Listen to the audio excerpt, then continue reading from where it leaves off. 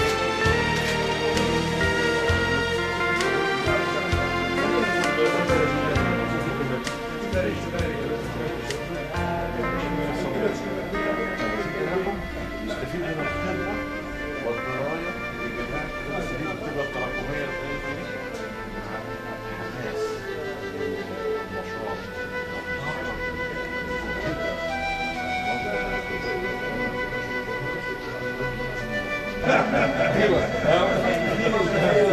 واحد دخل سعيد سعيد عبد سعيد انا قلت هو ده يا استاذ اتفضل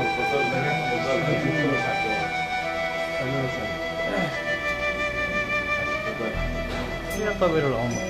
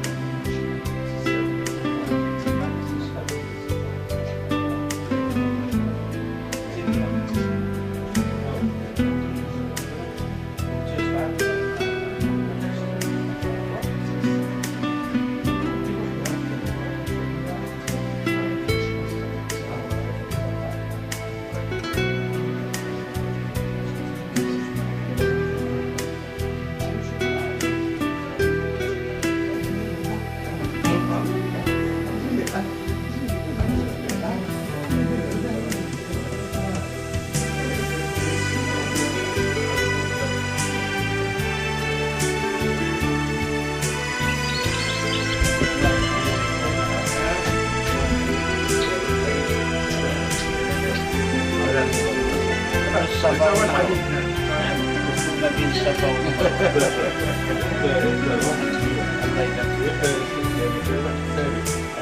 ربنا يبارك فيك يجعله كل اللي بتعمله في ميزان حسنات. اللهم امين.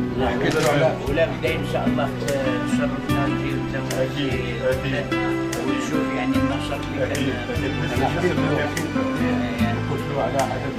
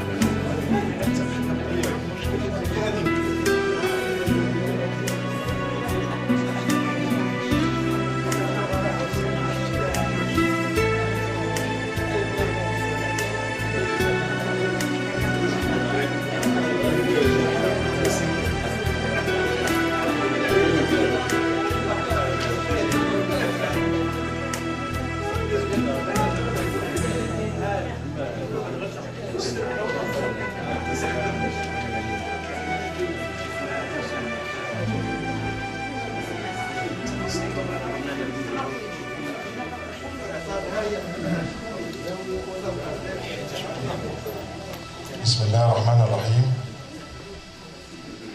الأخ الفاضل العزيز محمد أديب السلاوي، الأستاذ مشيب الدبار، الأستاذ حماد الغالي. بسم الله الرحمن الرحيم. الأخ الفاضل العزيز محمد أديب السلاوي، الأستاذ مشيب الدبار، الأستاذ حماد الغالي، الأستاذ الطاهر الطويل، الأستاذ محمد سعيدي، الإخوات والإخوة الحضور الكريم، السلام عليكم ورحمة الله. بالأصالة عن نفسي وبالنيابة عن كل العاملين بالسفارة المصرية والمركز الثقافي أتقدم إليكم بخالص التهاني وأرق الأماني بمناسبة حلول السنة الهجرية 33 و400 وألف، أعاذها الله علينا جميعا بالحب والخير والسلام. اليوم يواصل المركز الثقافي المصري حلقات سلسلته الثقافية قراءة في كتاب بفضل الإصدارات المغربية الحديثة القيمة، وبفضل أيضا تواصل الحضور الكريم، وتواكبا مع مسايرة الأحداث التي يشهدها العالم العربي، نتشرف باستضافة الأستاذ محمد أديب السلاوي في قراءة حول كتابه المغرب أسئلة ورهانات.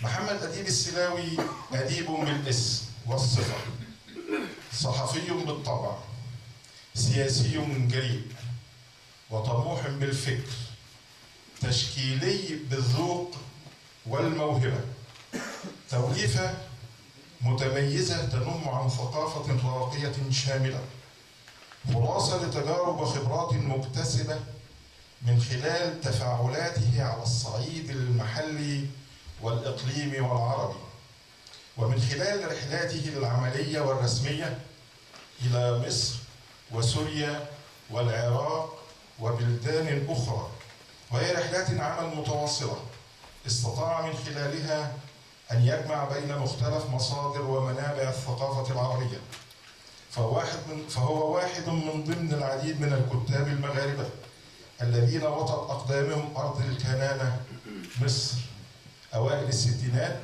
حيث حظي باستقبال من طرف الرئيس الراحل جمال عبد الناصر خلال اجتماعي بالصحفيين العرب في مناسبة ذكرى يوليو المجيدة. في ربيع 76 900 و1000 حصل على فرصة للتدريب بقسم الإخراج ثم قسم الأخبار بجريدة الأهرام، وهي أوسع الصحف العربية انتشارا، الأمر الذي أتاح له اللقاء بمجموعة من المفكرين والأدباء المصريين.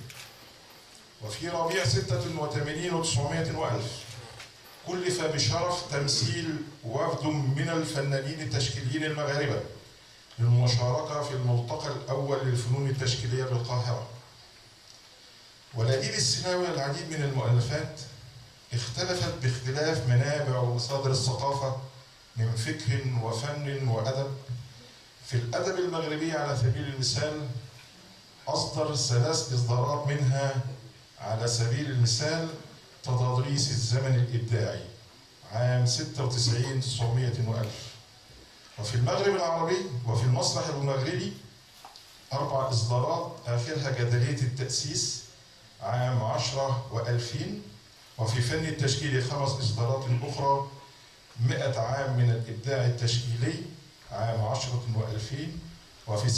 وفي السياسة 9 إصدارات، منها السلطة المخزنية تراكمات الأسئلة عام 10 و2000.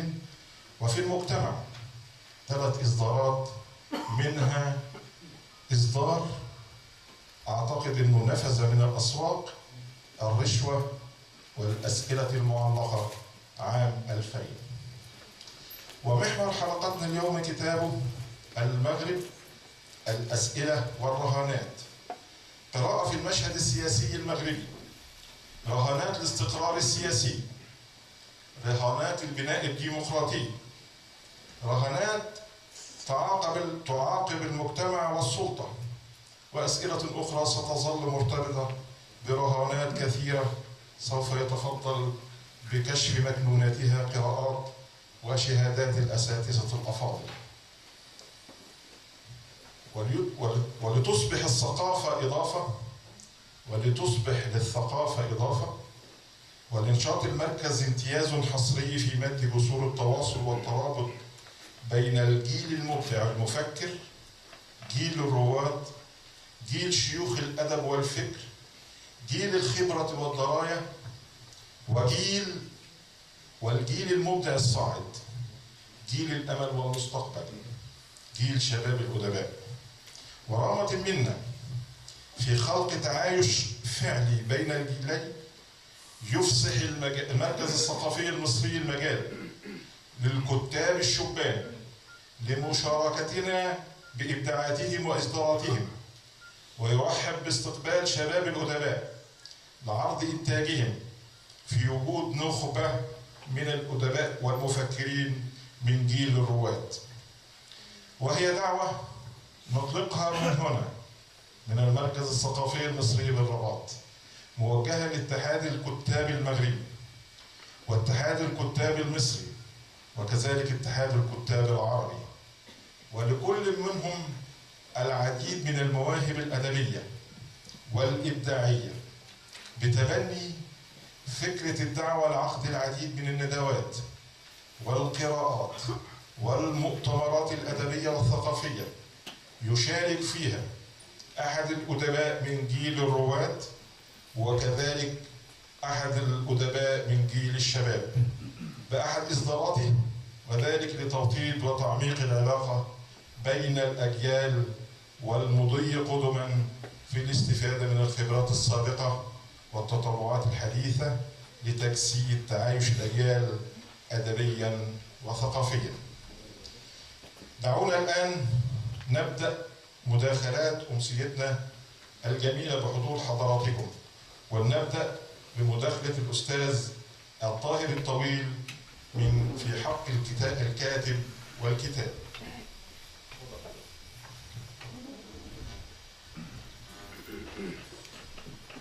شكرا للمركز الثقافي المصري على هذه الاستضافة. اخترت لشهادتي عنوان عندما رفع محمد أديب السلاوي قلمه في وجه الفساد قبل أن يصبح الحديث عن الفساد موضة. نحتفي بكتاب جريء في موضوعه متميز في طريقة تناوله، ونحتفي أيضا بكاتب مسكون بحب الوطن وبالرغبة في أن يقدم للمواطنين علما ينتفع به. إنه محمد أديب السلاوي الذي يعد من بين الكتاب المغاربة القلائل الذين يتميزون بالموسوعية والشمولية والتنويع، إذ تتوزع مؤلفاته بين السياسة والمجتمع والنقد الأدبي والمتابعة الفنية، وقد تأتى له ذلك انطلاقا من ممارسته الطويلة للعمل الصحافي سواء في المغرب أو في المشرق العربي، ما مكنه من امتلاك ناصية التحليل والنقد والرؤية الحصيفة المتبصرة الملمة بتفاصيل مجالات المقاربة من غير ادعاء للتخصص أو الأكاديمية.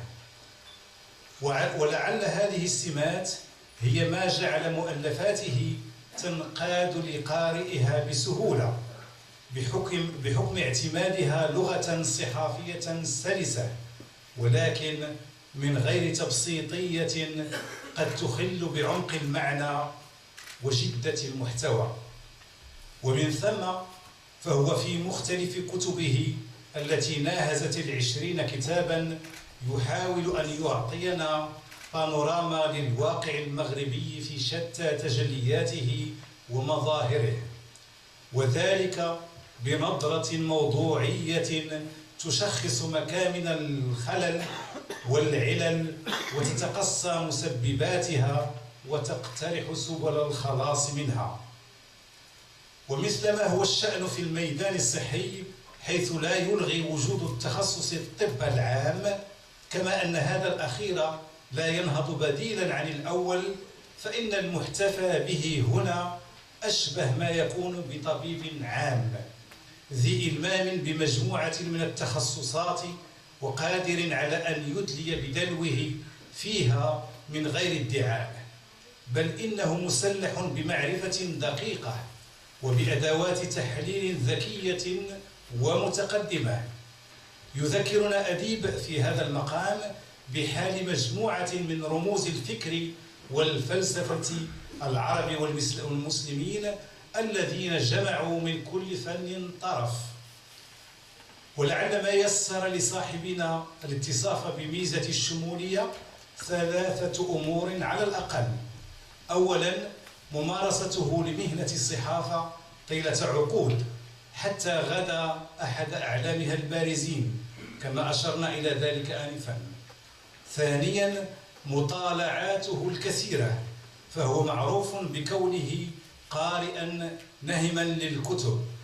وثالثا صلته الدائمة بالمجتمع وعلاقاته المتعددة مع الفاعلين فيه. ففي المجال النقدي والإبداعي والفكري نجد أن محمد أديب السلاوي رصد عن قرب حركية المشهد الثقافي المغربي وأرخ لها توثيقا ونقدا في كتب تراوحت بين المسرح والشعر والتشكيل والقصة، كما وثق لها بكتاباته الصحافية في العديد من المنابر الإعلامية التي اشتغل فيها أو تولى المسؤولية بها أو تعاون معها أو أصدرها بنفسه.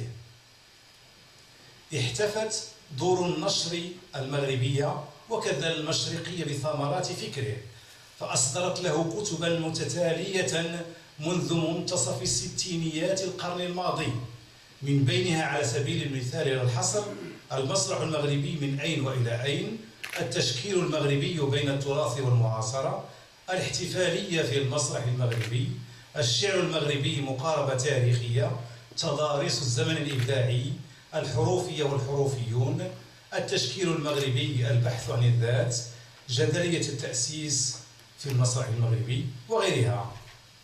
في جل مقارباته النقدية يحرص كاتبنا على الابتعاد عن كل ادعاء نقدي، بل إنه يصر على وسم اشتغاله بالقراءة الانطباعية حينا والقراءة الصحافية حينا آخر، قراءة لا تدعي